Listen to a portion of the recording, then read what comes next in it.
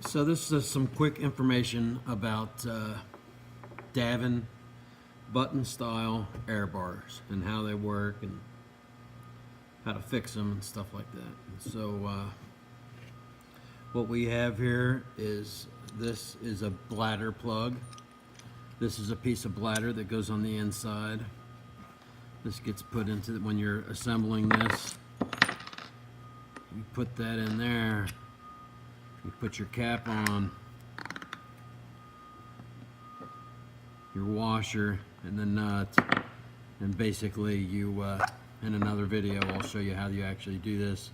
When you tighten that nut, it draws the seat part up into this tapered, and it makes that all tight. If you don't put this back together right, a lot of times a leak will be caused by you'll actually blow this whole assembly out the end of the air bar. If you're using too much air pressure, these air bars really don't need more than like 30-40 pounds per square inch PSI to fill them up. If you're using too much air pressure or overfilling them, you'll blow one of these ends off, especially if it wasn't reinstalled correctly. You have a dead end, which this plug would be, there'd be no hole there, it'd be dead, which is the other end, not the fill end. This is the end that gets used with the filler valve that ends up being in there like that. When you disassemble an air bar, you have to take this valve off, that valve stays on, and then you remove 4 set screws, 2 here and then 2 on the other side, and you pull this plug assembly out. It pulls the whole bladder out with it. If you have a air leak in your air bar on a rewind machine, it cannot be fixed on board. The whole thing is going to have to be taken off the machine to be fixed. So I just thought you might want to know how these air bars are put together. You have a dead end and a live end that go in here. When this inflates, it pushes these buttons out. Once again, another note on inflation. You really do not need to fill these up with more than 35 psi, and you really shouldn't inject too much air. If you are using shop air that it's 125 psi, that's doable, but what you want to do is fill that and only fill it up for a second or two. If you have the air regulated down to 35 pounds, you can take a few more seconds to fill this up. But the point is to not overfill it. This is basically like a balloon. And if you overfill it, you're going to pop a bladder. And the more times it's overfilled, the more likely it is to cause a leak. So be advised, don't overfill. If you're at shop air, no more than 2 or 3 seconds of filling time, and if you're at a reduced pressure, maybe a few more seconds. But the point is, you don't have to be on there for 10 seconds filling this thing up with air. I wanted to throw in a quick note on troubleshooting leaks in air bars. As you know, this valve goes into a recess in the air bar, goes into a little hole milled in the end of the air bar. And when I'm troubleshooting a leak, I will either put that on the bench, or in the rewind machines you have to do it on the machine. I'll put the valve at 12 o'clock straight up and down, and I'll fill the air bar. If it exhausts immediately, then you 100% have a bladder leak, and it's not the air valve, so don't even bother using water. So you fill the air bar, you fill that little pocket of water, that pocket that this sits in, with water. If you're leaking from the gasket area, bubbles will come all out around this part. Sometimes fast, sometimes slow, sometimes once every 10 seconds, sometimes a steady stream. If you don't see it coming out there, then you'll see an occasional one coming out from underneath. That is either the receptor for this or some part underneath, you're going to have to take the whole valve out. So that's how you tell where it's leaking. If it exhausts very quickly, it's going to be a bladder and it has nothing to do with the valve.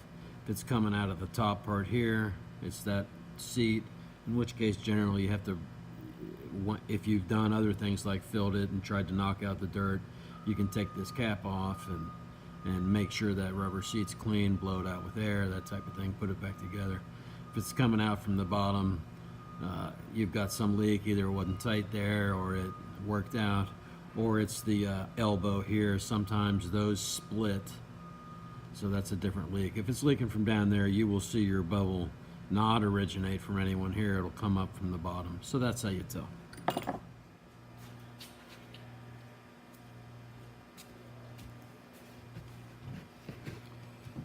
So this is a quick tutorial on a Daven SV18 air bar fill valve. Good valve, lasts a long time.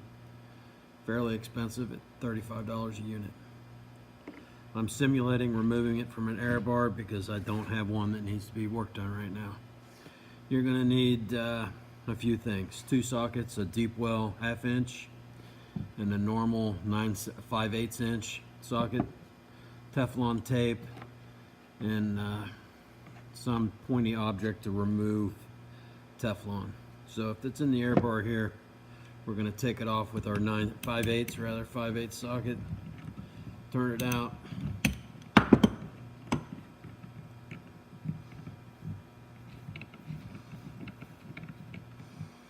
You probably, when it's actually in an air bar, you'll probably have to use the ratchet the whole way because you don't have that much room to grab onto it. Here's the valve itself. Oops. 3 parts. The spring and cap. The top with the important black seat there, which is usually the cause of the failures. And then the bottom part. This part, still in the air bar, you would take off with your 1/2 inch deep well. Take it out all the way. And what you'll find is this. And it's important that you remove all of the old Teflon. See how it's over the edge there? That a lot of times will break off and get in between that seat and cause it to leak.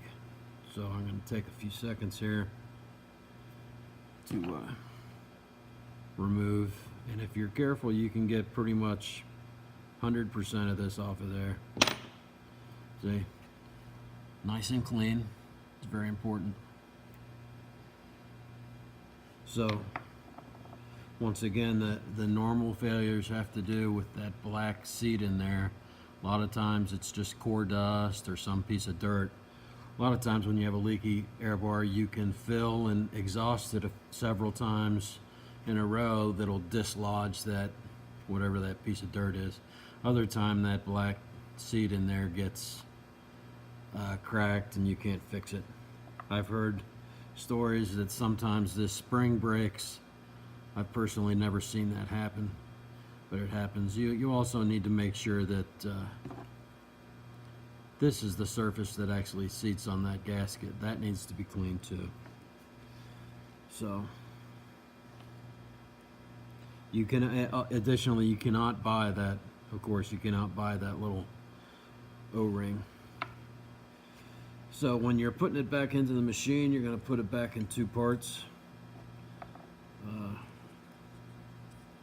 One of the tricks here is putting the Teflon tape on the right way. What you do is look into the bottom of the valve, start your Teflon tape on there, and it needs to go clockwise. You don't really need any more than 2 wraps around that. I like to be pretty neat about how I break it so I don't get too many hairs. So I'll push that in a little bit, and lastly, you need to make sure that you don't get any Teflon, like you see there, over that lip, because that'll get into the valve and make it leak. Take your thumb there. Then when I'm reinstalling it into the machine, I will, by hand, put it in the socket, put it into your air bar, turn it down till it's finger tight, and then torque it down till it's quite tight in the machine. Air bar, rather. When you're putting the top part of the valve in, after you've made sure that seat is clean, insert it into the bottom, make sure it can move easily. Put this on once again, starting those threads by hand, and a lot of times I'll just screw this down by hand. Once again, when it's in the air bar, you'll have to use the ratchet because you won't have the clearance to grab on it like that. Once it's made contact, I'm just going to make sure it's a little bit tight. It doesn't have to be too tight. The tightness of this does not affect whether it seals or not. So that's basically all the news that's fit to print on a Daven SV18 air valve. Have a good day.